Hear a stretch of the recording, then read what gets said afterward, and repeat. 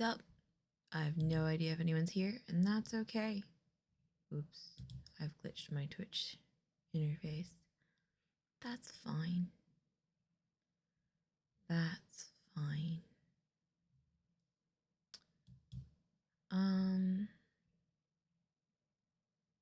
Yeah. A lot of things are going on. The world's a little messy. Things are a little weird. I can't sleep. So, it's time for a bedtime story. It's time to read a book. It's time to read maybe more than one book. I'm just gonna be dropping my go live a few places in case anyone else is having trouble sleeping, because this is some nonsense. Boy, howdy ever, is this some nonsense. And I've got a kitty coughing in my lap. Hi, Mr. Buddy. Hi, Mr. Buddy. All right. I've dropped myself in a few places. Yeah. Let's go. Little kitty on the lap. I should tilt my camera down. What's the best way to do that? With my short arms and my uncoordinated self. Insomnia is great. Here we go. Got a kitty. We've got a book. What do you think, buddy? This one or this one? Which smells more exciting? This one? Sure. No narrative. But that's okay.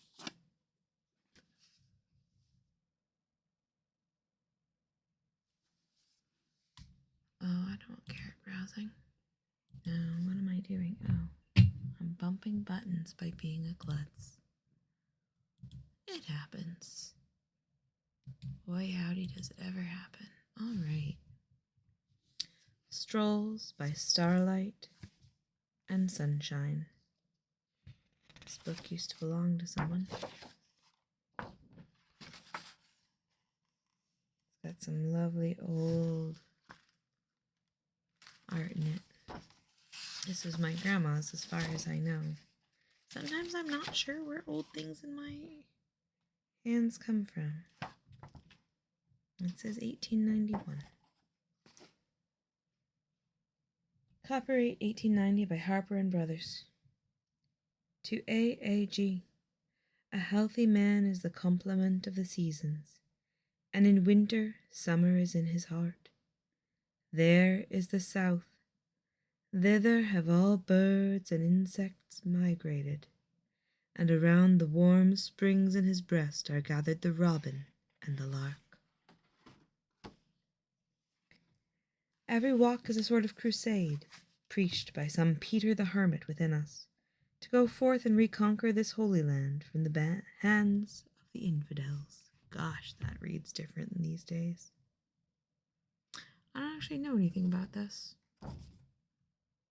I'm just reading it.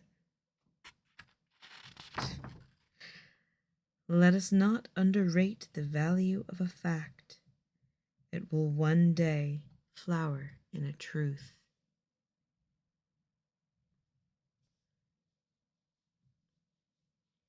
Hey, Mr. Kitty Kitty.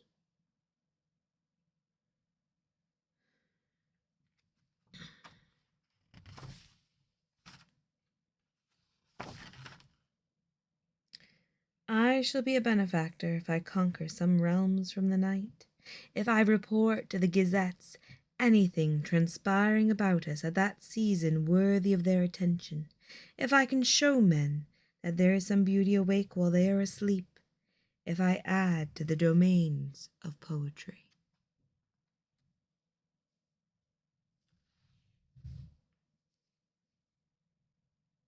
Good boy. Good Cooper.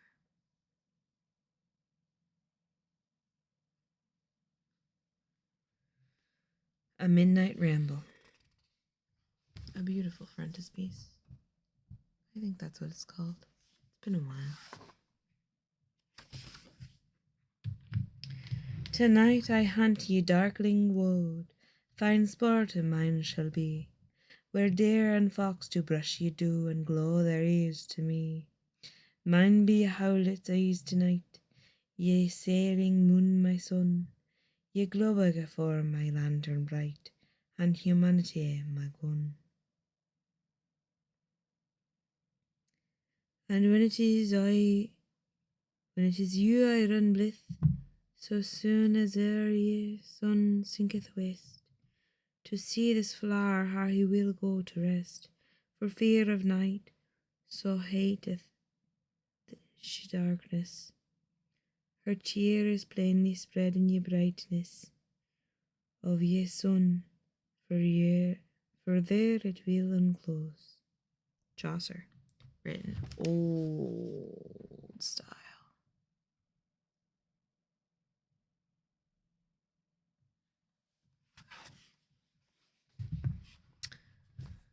Chaucer knew the daisy as no botanist had ever known it before him. The flower is immortalized in his tender verse. And ever I love it, and ever like new, and ever I shall till that mine heart die, he exclaims, with the simple joyousness of a child with its daisy chain. And herein has he set a worthy text for all the botanists and nature students present and to come, if they would gather the higher harvest of their calling. What is the aftermath which the poet gleans in his neighbor's field? A second crop thy acres yield, which I gather in a song, sings Emerson. That is a poor and lifeless botany that is not written full with songs. Chaucer's daisy was his favoured companion. His devotion was unremitting. He met its opening fringes at the dawn. He lingered by it as it closed its eye at twilight. Sleeping or waking, noon or midnight, he could give an account of his protégé for every hour. How few of the proud followers of Linnaeus know how their erudition is mocked in the meadow masquerade, or what their hard-named minions are up to in the dark hours. My first midnight walk was a revelation and a severe shock to my comfortable self-conceit. The woods and meadows had been full of faces that I had known and welcomed familiarly for years in my daily walks. But when I sallied forth with my lantern that night, I stepped from my threshold upon foreign sod. I found no greeting nor open palms, and I lost my way, as though in a strange land. Indeed, is not the midnight like Central Africa to most of us? Wow. Old book is old. Old book is old. As I stood in perplexity scanning my surroundings in the meadow, a strange form closely hooded beneath its folded leaves seemed to murmur at my elbow, and I listened. "Say not that you know a single one of us," it said in a roguish, clover-scented whisper.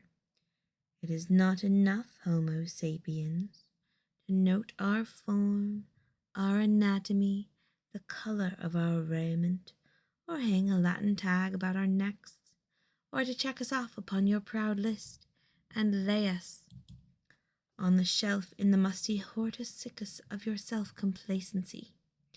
No, leave us to our pleasant dreams, omnivorous mammal. Get thee to the hay-mow. There is thy garden. There thou wilt find thy sympathetic friends and thy greeting." Such was the burden of the silent, slumberous murmur floating all about me in the tangle of fragrant dreams, dispelled in my onward tread. But the eager pupil of my inward eye is even now converted, and having wet my knees in the dews in fitting propitiation of humility, I was welcomed again, and opened a fresh, humble page in my botany. Oh, there was an ad. Oopsie. Sorry about the ad. I should probably set it up so it makes some kind of a noise for me. At some point. Probably. One sec.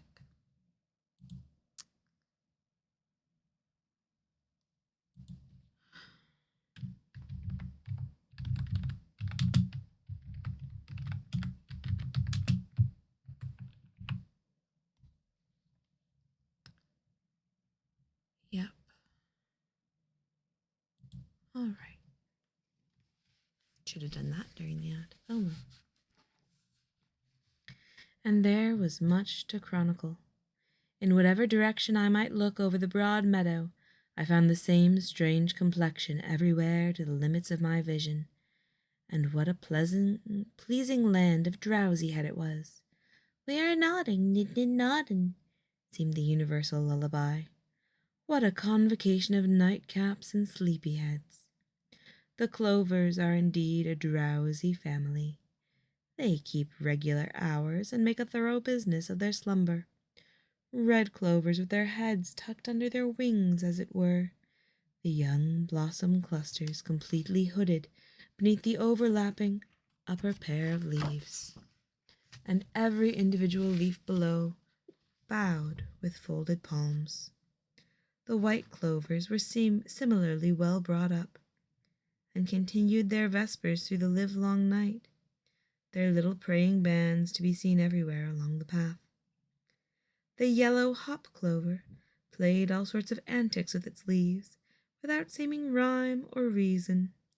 The tall bush clover, rising here and there among the slumberous beds, presented a complete surprise, being entirely changed from its diurnal aspect, the ordinary generous leafy spread of foliage now assuming the shape of an upright wand, each 3-foliate leaf being raised upon its stem, with the leaflets folded inward, clasping the maternal stalk.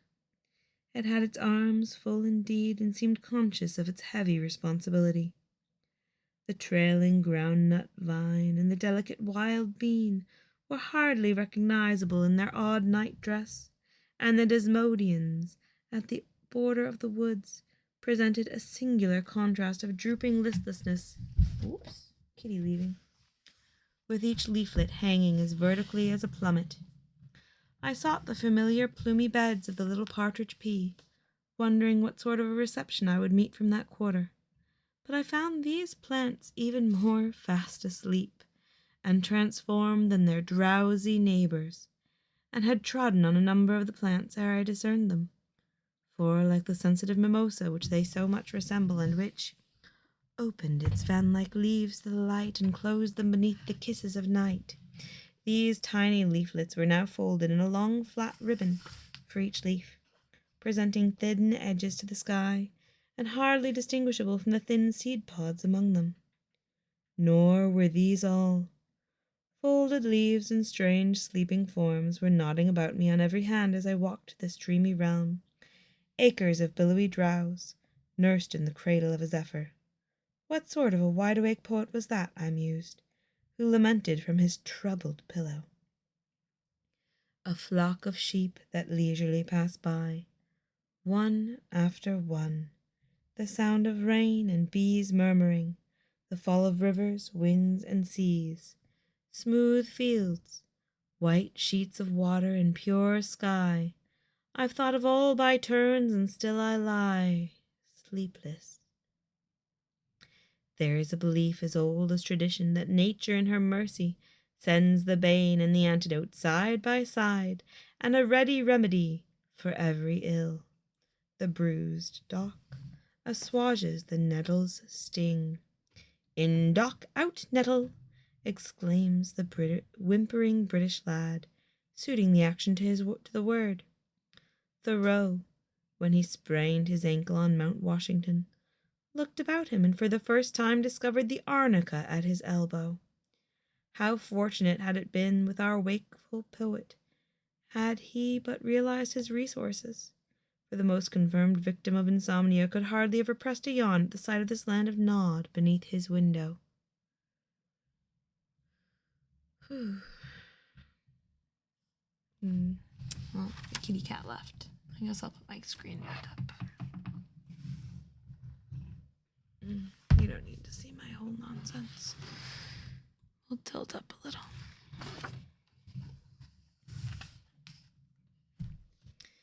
The nature of the nocturnal movements and attitudes of plants, both in leaves and flowers, has long been a theme of speculation among botanists. In the case of many flowers, the night attitudes have been conclusively shown to have relation solely to their fertilization by insects. The drooping attitude of leaves at night was commonly supposed to indicate an aversion to moisture, many plants assuming the same position during rain as in the dew, thus seeming to verify the conjecture. But when the same pranks were played in a cloudy day or a dewless night, the explanation had to be abandoned. In the clover tribe, the nocturnal positions already described seemed to be assumed only in the darkness, and this invariably, dew or no dew, while the leaves seemed to revel in the rain, remaining freely open. I doubt not that if our eyes were sharp enough, they might discern a certain strangeness in the nocturnal expression of every plant and tree, such as is remarkably emphasized in the locust, which is here pictured, and which, by the way, is a member of that same leguminous order of plants which the clovers, especially noted for the pronounced irritability of the leaves and odd nocturnal capers, and whose seeming vital consciousness has caused some botanists to class them at the extremity of their system. In contact with the limits of the animal kingdom. So here we've red clover. It's a beautiful illustration. See if my camera will behave. And here's the locust plant.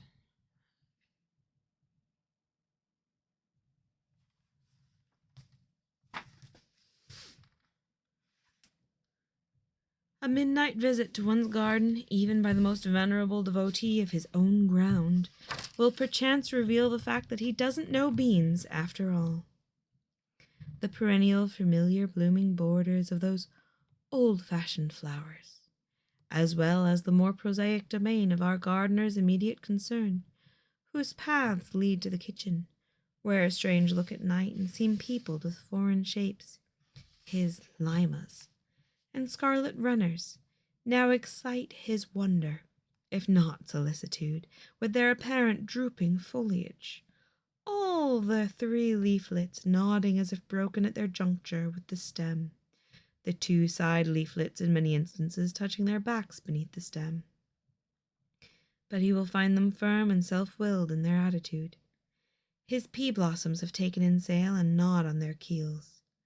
The leaves of his young cabbage plant, usually more or less spreading, now stand quite erect, guarding that promising young head within, for this plebeian cabbage head knows a trick or two above its garden associates, and can get a blessing from the ambrosial ether in a bright, glistening sheen, and a border of dewdrops even on a cloudy night, when all his neighbors are athirst. The tobacco field over the wall looks bewitched and all on end, the plants simulating the conical shape they soon shall bear in the drying house. The flowers on the potato plants, saucer-shaped by day, are now perchance nodding with their open rim puckered in gathers around the central stamens. A common caprice of these flowers, but dependent upon some whim which I have not yet solved. Turning to his posies, our floriculturalist may pick an exotic bouquet from his own familiar borders. His starry blue bottles have raised their horns and assumed the shape of a shuttlecock. His balsams wear a hangdog look, with every leaf sharply declined. Certain of his coreopsis blossoms are turned vertically by a sharp bend at the summit of the stem. Many of his favorites, like the Escotia blossoms, have closed their eyes or perhaps hung their heads, and refuse to look him in the face, while his climbing nasturtiums, especially if they should be of the dwarf variety minus, await his coming in hushed expectancy, and their wall of sheeny shields flashes a boo at him out of the darkness, which immediately reveals the changed positions of their foliage.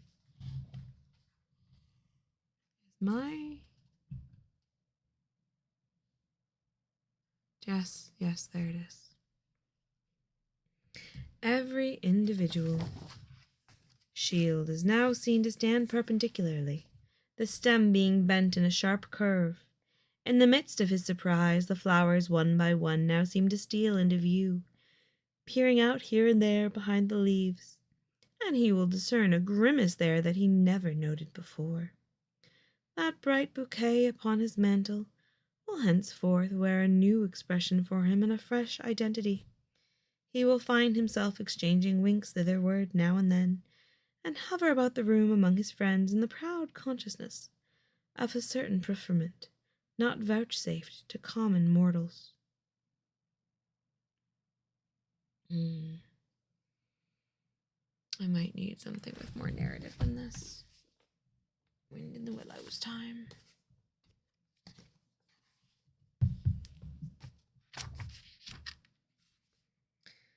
The Wind in the Willows by Kenneth Grahame.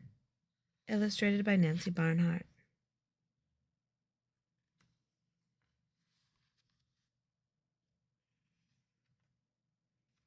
I'm not sure if the illustrations are out of copyright yet in this one, because this is a reissue by Barnes & Noble. The Riverbank. Do I actually feel like reading this one? I don't know. Are you out of print too? Bunch of old books.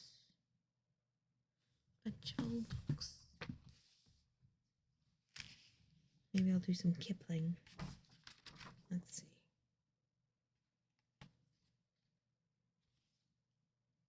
Yep.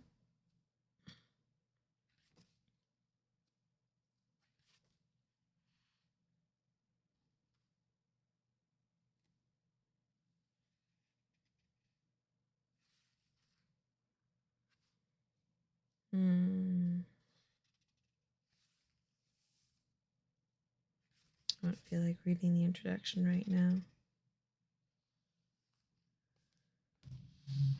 So this is a really old King Arthur compendium.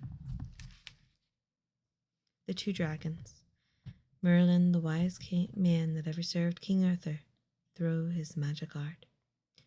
Merlin, the most famous magician of legend, even in his youth, seemed to be unlike the ordinary boy, and a good many people said that he was half fairy and were rather afraid of him. He never did wicked or cruel things, but he would often rock his sides with laughter for what seemed to be no reason at all. Sometimes he would disappear for a week or two, and it was whispered of him that he would catch and ride the wild stags, and that when he rode a great antlered beauty, all the pretty does and their young followed him, so that the forest glades seemed alive with flying herds of deer. The gossips said, too, that the fairy people were building a house for Merlin in the deep green places of the woods, a house with 70 windows and 60 doors, where as soon as he was old enough he would live quite alone. But when Merlin was stared at on account of those things, he only laughed to himself as usual and unconcerned went about his business. Then one day a party of horsemen came riding along toward the palace in which Merlin had been born.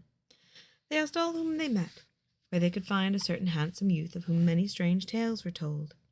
The things they mentioned were exactly the stories that were told about Merlin. So, of course, everybody who answered the horseman, told them where Merlin could be found. And curiously enough, as the riders drew rein before the gate of the city, there stood the slender boy with his laughing mouth and eyes so clear and wild and free. One of the horsemen sprang down, seized Merlin, and flung him on his own saddle. Then he sprang up behind, set spurs to his steed, and galloped off in company with his friends.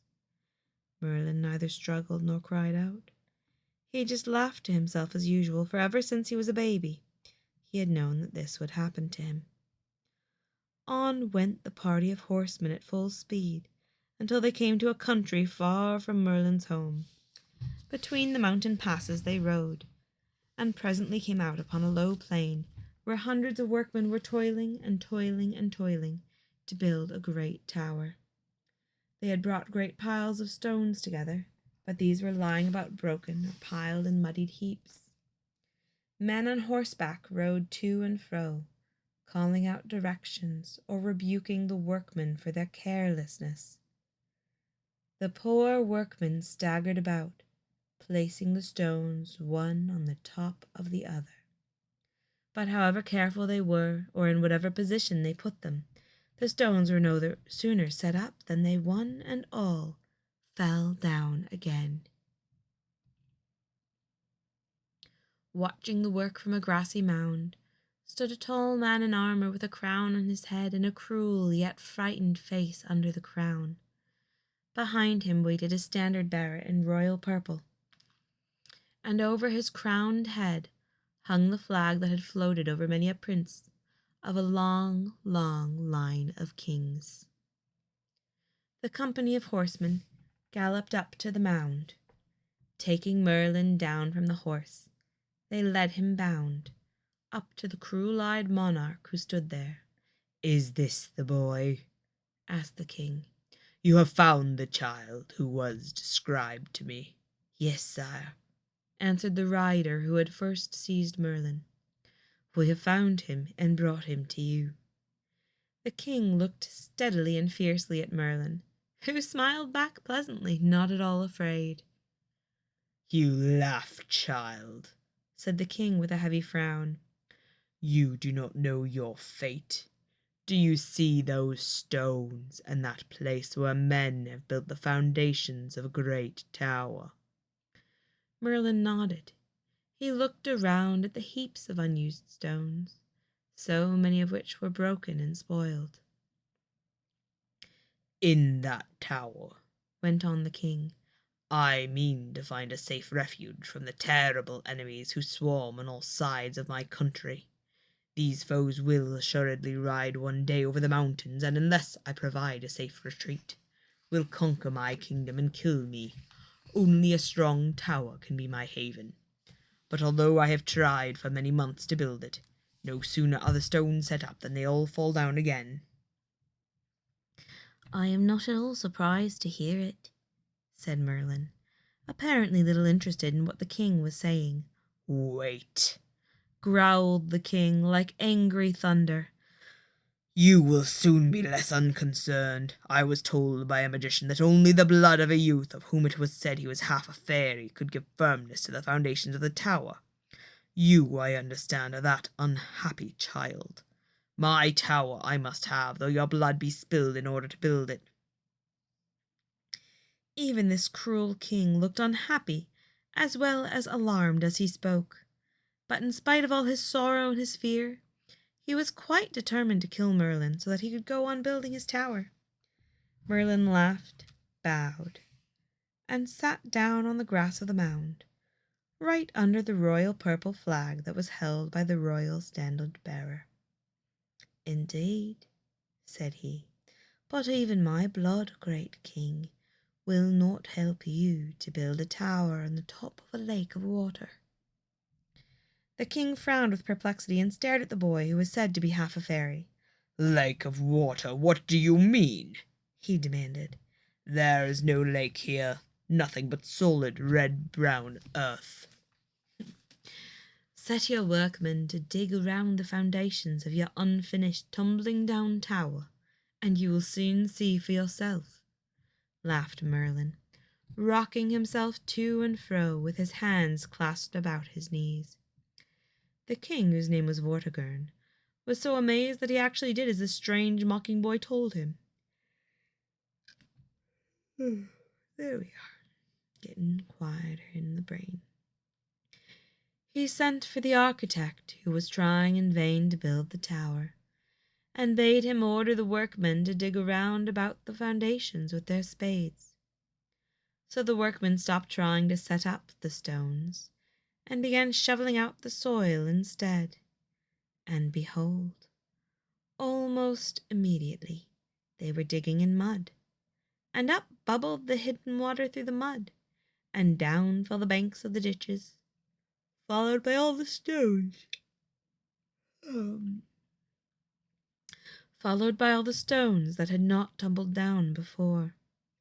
And as the stones and banks slipped down, more and more water rushed up, until at last the whole of the middle of the plain was one great lake, from which the workmen were all running away in one direction and the architect and the horsemen in another. But King Vortigern and Merlin still sat together under the royal standard on the grassy summit of the mound, gazing earnestly at the enormous lake. Then the king turned to Merlin, more afraid, now of this strange laughing boy than of all the people, whom he expected to come riding over the hills to kill him and seize his kingdom. "What does it all mean?" he asked, trembling. "What does it all mean?" Merlin shook his head. Suddenly tears sprang to his eyes and rolled down his cheeks. He was sorry for the cruel king, though Vortigern had never been sorry for him. "There is a great stone below the lake," he said in a whisper. "2 dragons sleep there, one red and one white. One day they will come out from under the stone and meet on the waters of the lake in a fearful battle. In the white dragon is the soul of your strongest enemy. In the red dragon you may see the reflection of yourself." Then Merlin stepped down from the mound and went slowly away, and nobody tried to hold him. But Vortigern sat on the grass and stared for a week on end at the still green waters of the magical lake. And at last, while he stared, he saw the waters shudder and break into great waves. The waves sprang higher and higher and broke into foamy strands, looking like the white and shaggy manes of horses tossed by the wind. Then up through the hills and valleys of the storm-lashed water came the white dragon and the red dragon. The white dragon was as pale as snow, and the red dragon was as scarlet as blood. Their wings, high above the angry waves, looked like crimson and silver clouds flying low across the sky. And from end to end of the fairy lake they fought each other until, with a great cry, the red dragon fell dead upon the beach among the green rushes and the broken stems of the water flowers. Vortigern rose and fled, but he thought he heard the voice of the fairy boy echoing all round about him as he went. "In the white dragon is the soul of your strongest enemy. In the red dragon you may see the reflection of yourself." The king arrived at his palace, quaking with fear. But lo, his courtiers came running to tell him that the lake had sunk back deep into the earth, and that now the workmen were building his tower as fast as ever they could. So Vortigern began his old cruel wicked ways once more. Then as soon as the tower was finished, he shut himself up in it for safety. But at night very often he woke up panting with terror, for in his dreams he had seen again the mighty battle between the white dragon and the red dragon. And as he had feared, one day his strongest enemy came over the hills with a great army. For Vortigern's people, racked with their king's wickedness and cruelty, had sent out a pitiful cry for help. The king who rode over the hills was great and good, and he rescued the unhappy people and then went to the big tower and bade Vortigern come out. There was no answer from inside, and so the soldiers set fire to the tower, and it blazed fiercely for days and days until at last the walls were all burned away. Nothing was left but a heap of ruins lying on the very spot where the red dragon had fallen dead after the great fight with the white dragon on the lake. Vortigern had been shut up in the tower all this time, so that it happened that he was killed by the great king just as the red dragon had been killed by the white. But nobody could be sorry, for he'd been cruel to everyone, and would have willingly slain Merlin to save his own wicked life. So the good king reigned over the kingdom in his place and was called Uther Pendragon. The reasons for this name and some of the things that Uther did you will read about in another story. And I'm finally sleepy. And that's the picture from the book. I don't think I've got anyone tuned in. Oh, nope. I'm pretty sure that's my bots, actually. I've got my active mods. Yep. Well, good. A little more soothing. Honestly, I do just like reading out loud. Well, thank you for anyone who watches this, and I hope if you're having a hard night, it helps you sleep. That's all I've got. Good night. Good night. Good night.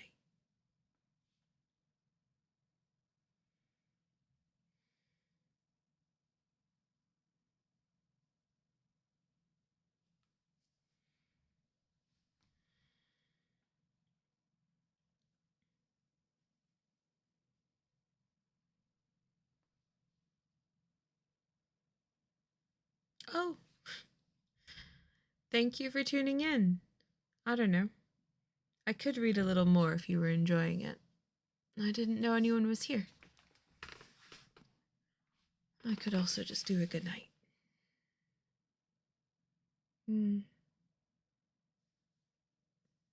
Let's see.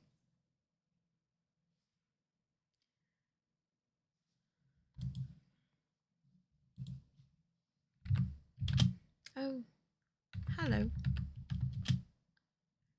Would you like a bit more story?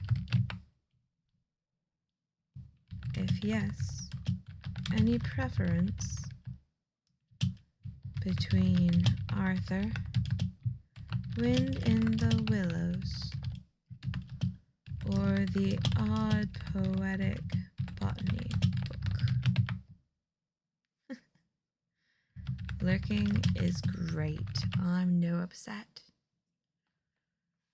It's nice to read to people. I like reading to folks. But if I read to my daughter all night, she doesn't sleep. And my wife's headed to crashed out herself. And honestly, I needed to chill out too. But yeah, I got a very old copy of an old collection of Arthur with old art. Quite wild. It's a retelling of the Morte d'Arthur of Sir Thomas Malory. Well, I don't know. I guess I'm just sort of feeling it tonight. Arthurian myth is appealing, at least somewhat.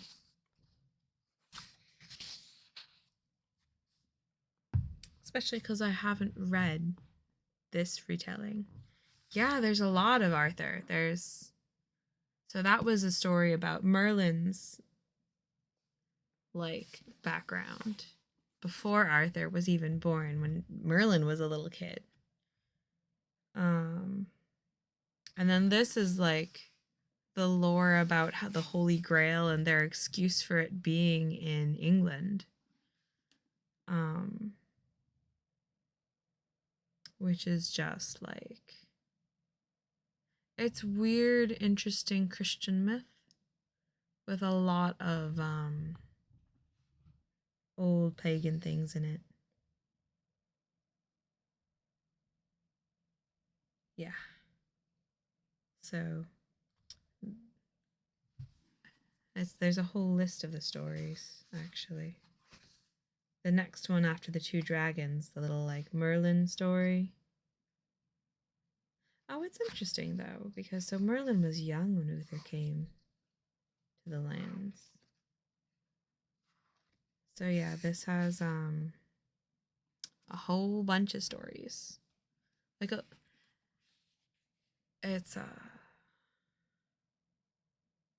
There's the whole dragon in the sky comet that's portends Tristram's Tragedy, The Foundling Prince, Geraint and Enid, Lancelot of the Lake and the Knighting of Lancelot, Nimue, Sir Bors.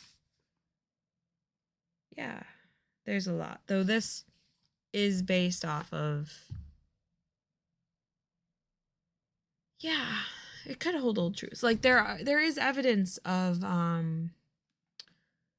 Semitic peoples coming up out of the Middle East and spreading through, and there were multiple waves of people leaving Africa, and it's just interesting. Like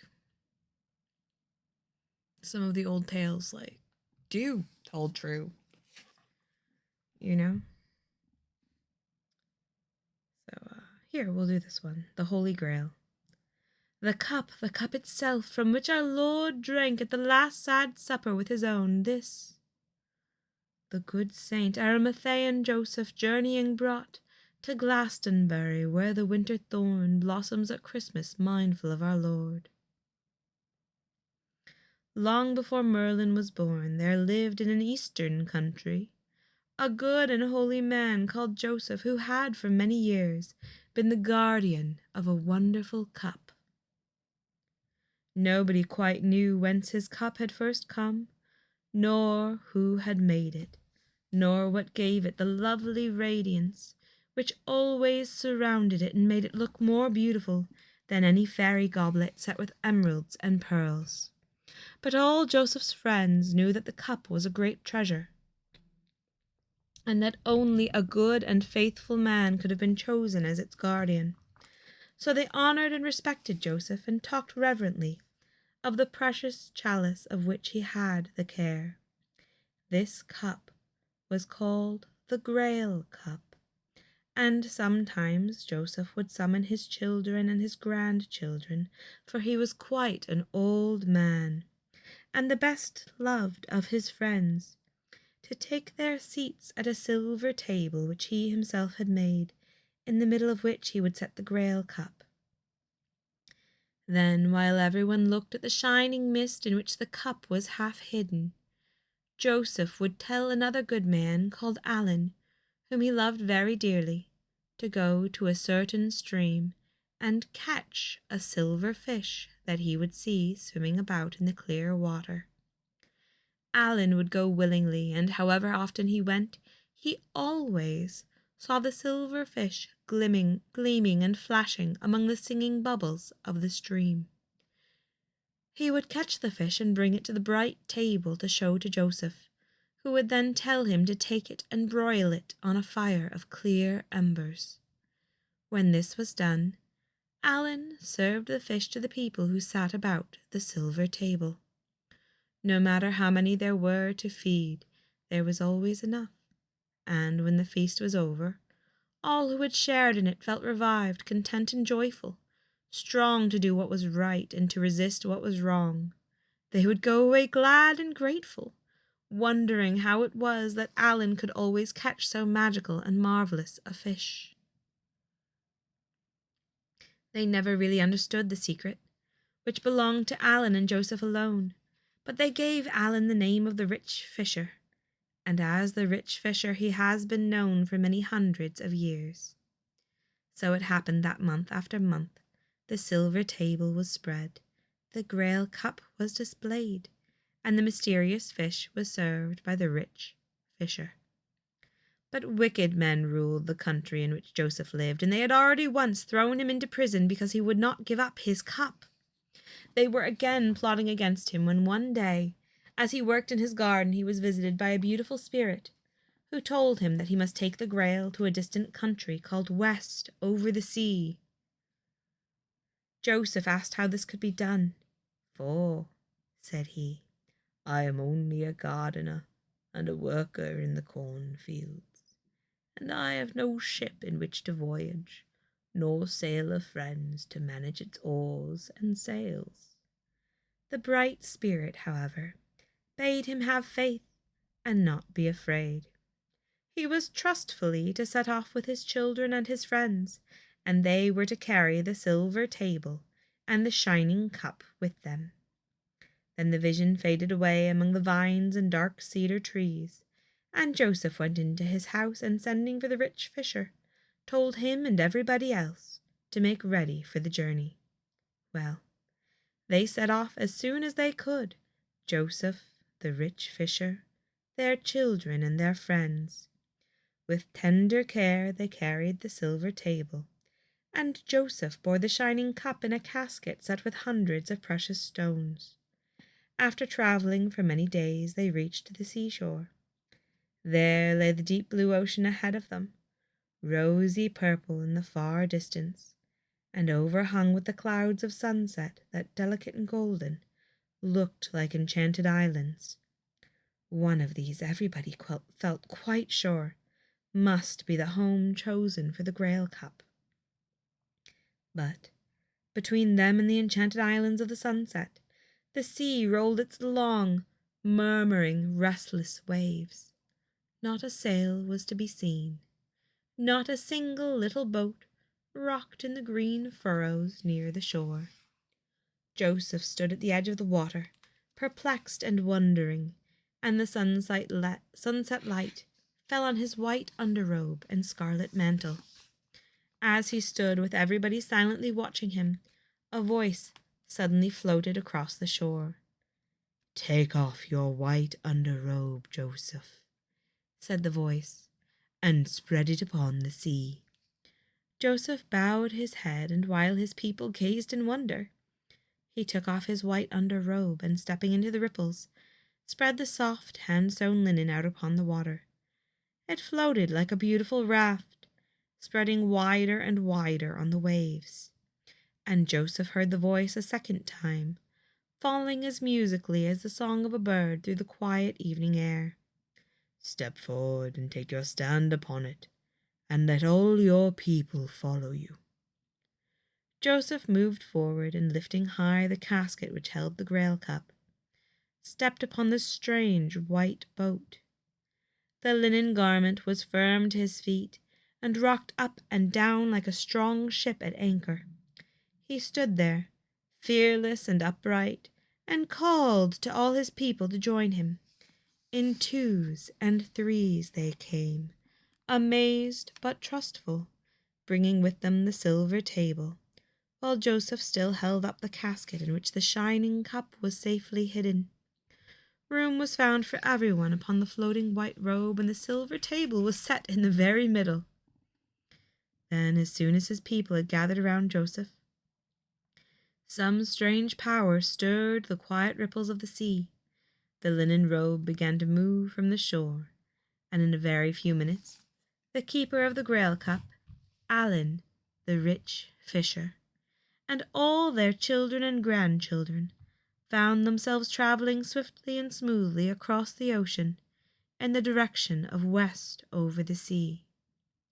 The sun sank, the moon rose, and still the white linen robe, with all these people clustered together upon it, sailed faster than any ship over the starlit water. Then by and by the moon set too, and the sun climbed again into the sky behind the travellers. As it rose, it threw its golden beams upon the fresh and fragrant, still drowsy world, and Joseph cried out joyfully that he could see the sandy beaches, the high cliffs, and the distant mountains of west over the sea. And there, like a costly gem, in a setting of polished silver, lay the land, sparkling and beautiful. But as the travellers drew nearer, they saw that while they had left warmth and flowers and fruiting trees behind them, they had come to a country where winter reigned. This land was cold and snow-covered. The rocks glittered with the frosts of the night. The streams were hushed under the silence of the ice. The outspread robe floated into a little bay, and the chill winds of the north blew upon the voyagers' faces as, one by one, they stepped down into the icy ripples and hurried breathlessly to the shore. Joseph came last of all, and as he left his strange ship, the voice came again, down from the mountains, telling him to lift his robe and put it once more upon his shoulders. He did so, and behold, it was quite warm and dry. Then he and the rich fisher led all the people up a narrow pathway which climbed the cliffside, and still Joseph bore the Grail, while some of the others willingly carried the silver table between them. They reached the top of the cliff, and then they travelled onward, over rugged mountains and through peaceful valleys until they reached a place called Glastonbury. And Joseph knew that here he was meant to build a little church of wood. He leaned on his staff for a long time, looking about him with joy in his eyes. It seemed to him a wonderful thing he was to build a church in the island of Britain, which was the real name of West over the sea. Then as he leaned on his staff, he felt it move and tremble strangely under his hand. He glanced down, and lo, he saw little twigs and stems laden with green leaves and pale white thorn flowers, sprouting out on all sides of the staff. Taking his hand from it, startled, he perceived that it had rooted in the frost-bound earth. Wonderingly he touched the tiny flowers, and even as he touched them, snow began to fall and mingle its feathery flakes with the pearly petals. Then the staff shot upward, and great boughs, fully clothed with blossom, branched about Joseph's figure and high above his head. In a few minutes he was standing amazed under a spreading thorn tree, laden with sweet-smelling snow-white blooms. Then Joseph called the rich fisher to him. He called, too, to all his followers, who stood as amazed as himself, and told them to set down the silver table under the flowering tree. They did so, and the rich fisher, in obedience to Joseph, went to a little half-frozen stream close at hand. There, swimming about close to the edge of the ice, he saw the beautiful gleaming fish. Quickly he caught it, and making a fire of sticks, roasted it upon the clear embers. Then coming back to the silver table, he saw that Joseph had set the shining cup in the centre of it, and that everyone was prepared to share in the magical feast. So there, under the blossoming thorn tree, the children and followers of Joseph and the rich fisher ate their first banquet at West over the sea, while the snow fell thickly all about them, and covered the fields and plain of Glastonbury with a mantle of purity. Now, while they were feasting, an old man, dressed in a long robe, who was called a Druid, passed by and paused, utterly amazed at what he saw. Well might he be surprised to see these Eastern people, in their blue and purple and scarlet robes, seated around a silver table under a tree covered with flowers. He, with a strange feeling of awe, gazed at them, and at a beautiful cup which sat in the middle of the table, and which shone as— Is that a mosquito? Oh my God, it's a mosquito. What the heck? Excuse you. Don't bite me. And which shone as delicately as a little moonlit cloud. Even while he watched, the banquet came to an end. The strangers stood up. The one who seemed to be chief took the cup into his hands. Others lifted the silver table, and unaware that they were seen by the old Druid, they all swept away in a radiant procession toward the inland forests, leaving the blossoming tree standing, mysterious and beautiful under the falling snow. The Druid stepped up to the tree, touched it, and smelled the flowers. Then he went back to the grove of oaks in which he lived, and wrote down all that he had seen in a parchment book fastened with gold clasps. This book he locked up, and it was kept hidden for many years. But Merlin heard of it, and one day, long, long afterward, he came to Glastonbury, found it, and read it. What he did after he had read the book, you will be told in another story. But meanwhile Joseph and the rich fisher and their friends sought the king of the country, and he gave them for their own the little piece of land where the thorn tree was blossoming. So they built a little wooden church there, and the country people worshipped in it for many years. Oh man.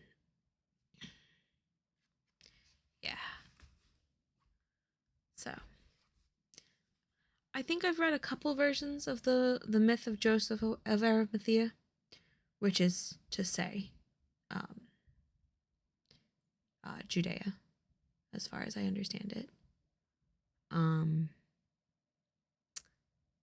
And it's like, it's a weird mix of,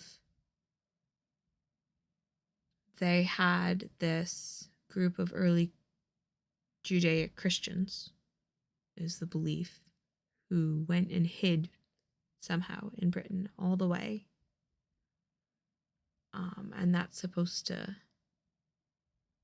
be part of where, like, the power of Britain comes from.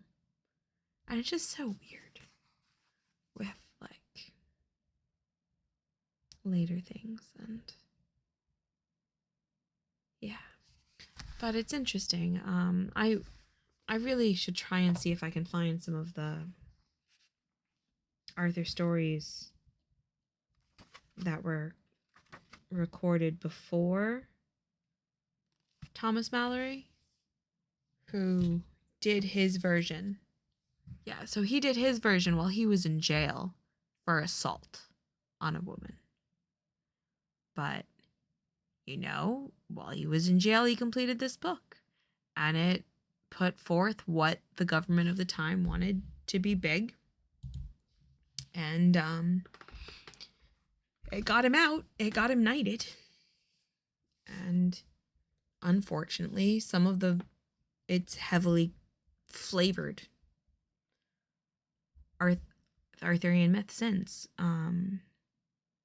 He's the one who claims both Arthur being, like, Uther being sneaky as his origin, and also the whole, like, he's the one who made up the whole, like, slept with his stepsister, had Mordred thing, well, his half-sister. In earlier tellings, Mordred was just his nephew. Not his weird illegitimate child. It wasn't all Guinevere's fault. The whole Lancelot thing, yeah, that didn't. The whole Lancelot Guinevere thing was not such a thing. In older tellings, and it gets a little weird because there was this whole, like, courtly love thing that the various knightly orders got, like, obsessed with later, so it was, like, honorable to be in love with someone who was married but not do anything about it. Gasp, how romantic. Yeah, I don't know. This was something I used to read up on a lot, and I haven't for years, so I forget the particulars. But I still love all of it. Like, I still love all of it. Whether or not I should, whether or not it's one of the weird misogynistic retellings or one of the not so misogynistic retellings. But thank you for tuning in and listening to me read. I'm sorry if you were here when the ad break went off and I didn't even notice that it was going off. Oops. But there'll probably be more of these late night streams because there's a lot of stressful things going on in the world, and I've decided that if I'm gonna have trouble sleeping, I might as well go read a bedtime story to myself and whoever else is up and needs a bedtime story. So, thank you for tuning in. I'm not gonna bother rating out because I'm not vibing with the raid out. And so, may Star Song and Wind Dance bring you sweet dreams, dear friends, whenever you should find rest.